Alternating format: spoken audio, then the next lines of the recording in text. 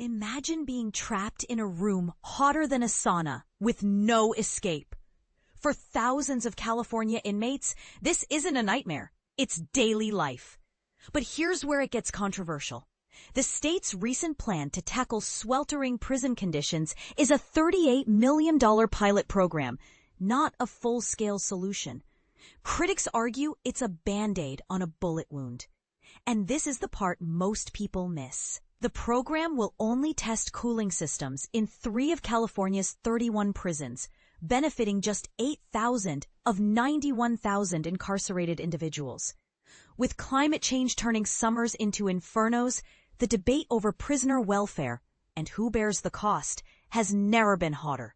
The California Department of Corrections and Rehabilitation, CDCR, is under fire for its lagging response. Last year, a woman named Adrienne Boulware collapsed and died at Chowchilla Women's Prison during a record-breaking heat wave. Officials blamed her death on a medical condition, not the heat, but internal records suggest otherwise. Boulware's family and advocates are demanding answers. "There's really no reprieve," said her daughter, describing her mother's final days in a cell where temperatures soared past 105 degrees Fahrenheit. So why isn't the state installing air conditioning? The CDCR insists it's too expensive. They estimate statewide AC would cost $6 billion, a figure they've refused to break down. Meanwhile, prisons rely on fans and swamp coolers, systems that struggle when temps hit triple digits. Extreme heat poses a serious health risk, says Lily Harvey of the Prison Law Office, which represents inmates in court. Air-conditioned units are the only effective way to protect against that risk. But the department argues some facilities in cooler regions might not need AC. Critics counter that logic ignores the reality. California's inland prisons, already baking in the sun, will face even harsher conditions as the planet warms. The pilot program, approved during a budget shortfall, will test a mix of AC, insulation, and other methods over 4 years. By mid-2029, results will determine the next steps. But the timeline leaves many wondering, will inmates wait years longer to feel relief? The current heat protocol, mandated by a federal court, requires staff to monitor at-risk inmates during heat waves. Yet a court-appointed monitor found glaring gaps. At half the prisons he visited, staff didn't know the rules. Thermometers were broken or missing. Temperature logs were inconsistent. Some facilities commendably ease conditions during heat waves, he wrote, but others are failing to comply. For inmates, the stakes are life or death. Concrete cells can be 21 degrees Fahrenheit hotter than common areas. Those who can afford it pay $27 for a personal fan, equivalent to 4 weeks of minimum wage prison labor.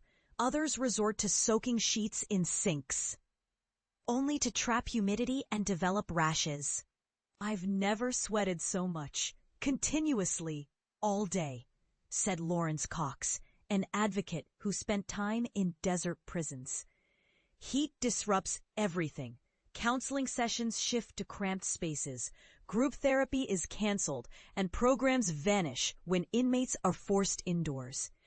Meanwhile, activists push for stronger action.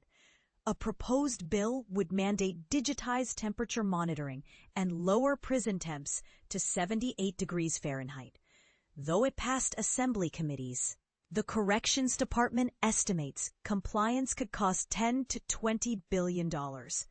Assemblymember Celeste Rodriguez, the bill's author, calls the pilot a step forward, but warns managing litigation costs is a factor when we consider infrastructure projects.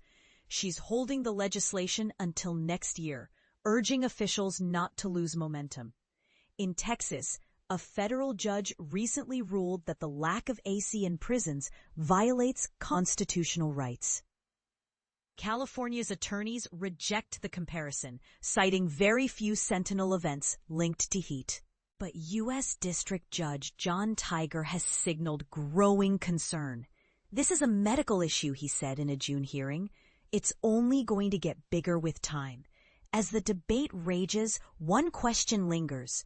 Should the cost of comfort outweigh the right to safety? Share your thoughts in the comments. Is it time for California to prioritize humanity over budgetary convenience? Or is the pilot enough to begin with? Let's discuss.